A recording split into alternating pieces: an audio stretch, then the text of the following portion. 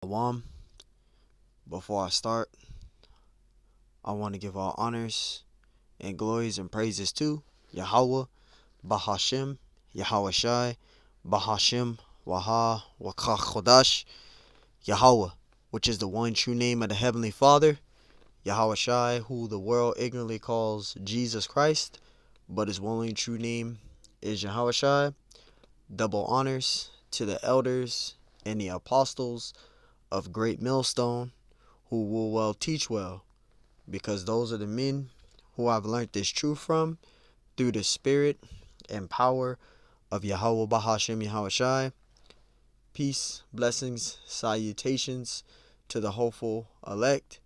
Shalom to you sincere brothers scattered abroad, pushing forth this word in truth and sincerity. I am the brother Mashiach Irazakah from the camp SOYWY, Las Vegas camp. And pretty much this lesson is going to be titled as Reincarnation. Yes, reincarnation is in the Bible. And this lesson we're going to get out of the scriptures, because you have a lot of Christians or people in general, they may have the thought to believe that you die, you go to heaven, you die, you go to hell, or you just die and then you don't come back, or they believe that you die, you come back as a bug and all this other stuff. No. When you die on the earth, your spirit goes back to the Lord, and the body that you have, it decomposes and it goes into the ground, but you come back again on the earth again. Now, the scriptures say that you won't remember former things. You won't have no remembrance of your former life. All right, we've been around many times. We've been around since the ancient world. We just don't have no remembrance of who we were in the times past. But you've been here on the earth many times. Yes, we die on the earth and we come back again. That's reincarnation. And we're going to prove this in this lesson. And this is an example here. You born on the earth. You grow as a child. You grow as a young adult, and then you get old, and then you die, and the spirit goes back to the Lord. As you can see, when you die, you don't go to heaven. All right, you be in a spiritual realm. Your body be at rest. When you die, you don't go to hell. Hell is a condition of affliction that you go through. There is no place where you're burning eternally, after death. No. When you die, however you die, is your judgment of the Lord, and your spirit goes back to the Father, and you be in the spiritual world at rest. So enough with the rambling. Let's get some precepts out, and Lord willing, this lesson is edifying. This is Titus 3 and 5, and it says, "Now by works of righteousness, which we have done, but according to his mercy, he saved us." Who saved us? Yahweh Shai. Yahweh Shai. All right. It says, by the washing of regeneration, right? Yahweh Bashim Shai, right? By the washing of regeneration and the renewing of the Holy Spirit. Regeneration, meaning what? We are able to come back, because we do die. The person who you are now, when you die, you're not going to be the same person. You're going to come back in a new body, a new person, and you're not going to have remembrance of who you were, right? So we're by the washing of regeneration. That word re means again, and that word gene means DNA. So we come back. You die, your spirit goes to the Lord, and then the Lord sends you back down on the earth again. Yes, that's how it is according to the scriptures. There is no dying and you going to hell and you burning. That's not in the Bible. That's not in the scriptures. And if you're a person that disagree, don't watch this video. You don't die and burn, your spirit burns eternally. That's not in the scriptures. All right? So you do die, and you when you die, your spirit goes to the Lord, and this body that you have, it decomposes and it goes back to the dust. That's how the Lord has it set up. And then he sends you back on the earth again. You're born again on the earth. That's reincarnation, which is regeneration. All right. Ecclesiastes 1 and 9. It says, "The thing that hath been, it is that which shall be, and that which is done is that which shall be done. And there is no new thing under the sun. See, there's no new thing under the sun. Everything that you think is new has already been out before. There's no new thing under the sun. There's nothing new under the sun. Verse 10, it says, is there anything whereof it may be said, see, this is new? It had been already of old time, which was before us. See, there's nothing new under the sun. All right, there's nothing new under the sun. It's already been established before. Verse 11, it says, there is no remembrance of former things.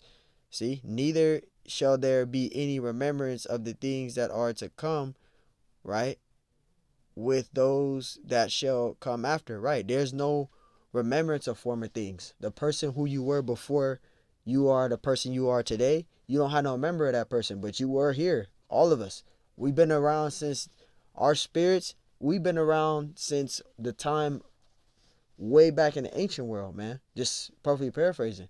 We just don't have no remembrance of who we are. All the prophets that you can think of are on the earth today. They're reincarnated today on the earth. Now, we don't know who's who. You know, you got Moses here on the earth right now. We don't know who's Moses, but yeah, Moses is back on the earth again. This may be hard to believe, but it is. Any prophet you can think of is back on the earth again. Now, we don't know who they are, but they are on the earth. They're reincarnated. Reincarnation does exist. All right, you're reincarnated back on the earth. We were around in the time of many of the times you could think of, the time of the Romans, the Greeks, right? The Medes, the Persians, right? Moab, right? Moses getting the commandments. We was around then. We just don't have no remembrance of those things. Because what would it be like if the Lord gave you remembrance of who you were before? If you found out, for example, if you found out you was Moses on the earth and you was Moses already on the earth and you did the will of the Lord, that's going to make an individual cocky, just for example. See, so the Lord, he had us to not have the ability to know who we were in the time past. So we don't have no remembrance of who we are, but reincarnation does exist. We're reading it right here, right? Ecclesiastes 1 and 10. It says, is there anything whereof it may be said, see, this is new? It had been already of old time, which was before. Verse 11, there is no remembrance of former things. So you can't remember who you are. So when you guys are saying, oh, you got these guys saying, oh, I'm King David reincarnated. Well, how do you know? You don't know. The scriptures say you have no remembrance of former things, so you can't remember who you are. But reincarnation does exist, though, because we are all reincarnated, right? It says there is no remembrance of former things, neither shall there be any remembrance of the things that are to come with those that shall come after. Right, so you won't have no remembrance of who you are. The person who I am now, I don't know. I don't remember who I was, because I've been on this earth in this flesh, 31 years. I don't have no remembrance of who I was 100 years ago or 70, 80 years ago. Right, I ain't gonna be able to remember that. The Lord didn't give us that capability. We were here on the earth, but we ain't gonna remember who we were 200 years ago or 2,000 years ago. We don't have no remembrance of who we were, but we're reincarnated. This is Ecclesiastes 12 and 7. It says, this is how it is when you die, right? The scriptures mention it. Salaki, the scriptures mention it. Ecclesiastes 12 and 7. Then shall the dust return into the earth as it was, and the spirit shall return unto the Most High who hath gave it. So when you die, your spirit goes back to the Lord. It doesn't go to hell and burn eternally, right? And it doesn't go to heaven. You're just in a spiritual realm and you're at eternal rest. It's like going to sleep. When you go to sleep, you don't know what's going on when you sleep. You sleep. Your body's just sleep, right? When you go to sleep, you're asleep. Because when you sleep, when you go to sleep, you're already in a coma. You're in between life and death when you sleeping. For those of you that don't know, yeah, when you go to sleep, you're already in between. You're already in a coma. You're already in between life and death. That's why we always pray to the Lord and ask the Lord for mercy, because you might be asleep and you might die in your sleep. It's all mercy of the Lord. When you go to sleep, you're in between life and death when you're sleeping. You know, for those of you that don't know. So when you die, there's no going to hell and burning eternity. That's not in the scriptures. All right. Now, there is a heaven, but the kingdom of heaven is going to be established on the earth. But when you die, you're just in the spiritual realm. You're at rest. You're at rest. Same thing. That's why I got a precept for this. right? When you mentioned about Lazarus, right? Yahushua, when he went to Lazarus and he spoke to the disciples, he was telling them that he was dead. He was asleep, meaning he was dead. Because when you die, you're just sleep. When you die, you sleep. Yeah, this physical body decomposes, but you sleep. You're at eternal sleep until the Lord wakes you back up and sends you back on the earth. This is Ecclesiastes 12:7. Then shall the dust return, right? Then shall the dust return to the earth as it was, meaning this body, this corrupt flesh, this body that you're in. It dies. It does. It goes back to the dust, right? And the spirit shall return unto the Most High who gave it. So the spirit goes back to the Lord. Yes, the spirit goes back to the Lord, man. And I want to get I got a precept here. Matthew. Salakia. This thing is tripping. Salakia, this thing is tripping. All right, now we good. This is Matthew 11 and 13. It says, this thing is really tripping. Salakia, brothers. I might have to exit. There we go. This is Matthew 11 and there's 13. It says, for all the prophets and the law prophesied to John, right? Because this is going into John the Baptist, and we can use John the Baptist as an example. John the Baptist was Prophet Elijah. Prophet Elijah, it was John the Baptist reincarnated. Yes, the Lord came and got him, but the Lord sent him back on the earth again, and he was John the Baptist. When he came back on the earth again, he was reincarnated as John the Baptist. This is Matthew 11 and 13. It says, for all the prophets and the law prophesied unto John, and if ye will receive it, this is Elias, which is Elijah, which was for to come. John the Baptist was Prophet Elijah. Prophet Elijah was John the Baptist reincarnated. If it's hard for you to understand it, it's hard for you to understand it. But yes, John the Baptist was Prophet Elijah was John the Baptist reincarnated. Reincarnation. Right? It says the rebirth of a soul in a new body. And that's what we are. Right? We grow old in these carnal flesh.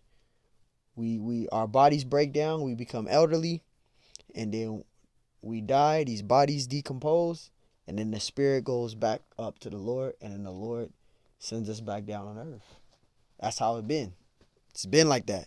It says a person or animal in whom a particular soul is believed to have been reborn, right? A new version of something from the past. See, it's right here. A new version of something from the past. See? So that's just an example. We die, we come back on the earth again, but we won't remember who we were. You're not going to remember the person who you were. Let's continue. This is going into John the Baptist because you had the apostles. They weren't understanding what the Lord was saying when he was saying that John the Baptist was Prophet Elijah. They were trying to figure out what is he saying, but they finally wound up understanding. Because it was like John the Baptist is Elijah. They weren't understanding that. Matthew 17:11. And Yahushua answered and said unto them, unto the apostles, Elias, which is Elijah, truly shall first come and restore all things. Verse 12. But I say unto you that Elijah is come already. See, he was telling them that Prophet Elijah is on the earth. Prophet Elijah is dwelling among them right now at that moment. He's already on the earth. Right? He's on the earth right now as they speak. That's what Yahushua was telling them. But I say unto you that Elias is come already, and they knew him not. See, they didn't know who Elijah, who he was referring to as Prophet Elijah, right? But have done him unto whatsoever they listed. It says, likewise shall also the Son of Man suffer of them. Verse 13. Then the disciples understood that he spake unto them as John the Baptist. See, Prophet Elijah was John. He came back as John the Baptist, reincarnated. See, because they didn't understand at first, and then they realized. Then the disciples understood that he spake unto them of John the Baptist. Prophet Elijah came back as John the Baptist, reincarnated. Yes, reincarnation is in the scriptures. I got another precept to validate what I was saying earlier about Lazarus. All right, because Lazarus wind up dying. All right, and when you die, you're just in eternal sleep. You don't go to you don't go to hell. You do go to heaven, but the kingdom of heaven is going to be established at earth, on the earth. But when you die, you go to the spiritual realm and you just at rest. And I think I might get out the story of Saul when he went to that wizard, that witch, and she woke up Samuel from the dead. And Samuel was talking to Saul from the dead while he was in the spiritual realm. So that does exist. John 11:11. It says, "These things said he, and after that he saith unto them, Our friend Lazarus sleepeth." Lazarus died. Yahushua, he wept for Lazarus because Lazarus died, right? So he was telling them that he was asleep. When you die, you're in eternal sleep. It says, "But I go that I may awake him out of sleep." Verse 12. Then said his disciples, "Lord, if he sleep, he shall do well." See, but they didn't understand it. They didn't understand what he was saying. Verse 13. Howbeit Yahushua spake of his death. He was dead. He was telling them that he's dead. He's in eternal sleep. He's in a spiritual realm. It says, "But they thought that he had spoken of taking a rest and sleep." The disciples was thinking that when Yahushua said he gonna take him out of sleep, they were thinking that the disciples was thinking that he was actually taking a regular sleep, like regular nap. No, he was telling them that he was dead, but he was in eternal sleep. When you die, you're in eternal sleep. You're at total peace. You're in total sleep. You're just resting until the Lord does His will. Now we don't know whether when you're in the spiritual realm what you're doing up there, because we don't know. We don't have those understanding. The scriptures say, "Be not curious of unnecessary matters." But what we do know is that when you die, you go to the spiritual realm, and your spirit is just at rest. You're just at eternal sleep until the Lord makes a decision on what He wants to do. You know, that's how I can put it as. But we don't know. All we know is that when you die, you do go to the spiritual realm, and your body's just at rest. You don't go to heaven, right? You don't go to heaven and just automatically go to heaven, and you don't go to hell. Hell is a condition of affliction. Now, when the Lord comes back, kingdom of heaven is going to be established on the earth. So when you die, you just go to the spiritual realm. You're at rest. Now, I'm not saying there's not a heaven. There is a heaven. But when you die, you don't go to heaven. You're just in the spiritual realm. You're just at rest. And I'm going to get that right now. Salakim. Now, I'm going to prove to you here, right here, that this is how we know that you go to the spiritual realm. Reincarnation does exist. And you go to the spiritual realm and you're at rest. Because King Saul, he went to this wizard woman to wake up Samuel from the spiritual realm. And we're going to prove this. Anybody can Google this. This is 1 Samuel 28:7. 1 Samuel 28:7. Then says Saul unto his servants, Seek me a woman that have a familiar spirit, that I may go to her and inquire of her. At this time, Samuel was already dead. This is King Saul. Samuel already died already. All right. It says, so he went to this wizard woman to wake up his spirit from the spiritual realm. This is to prove it. Verse 7.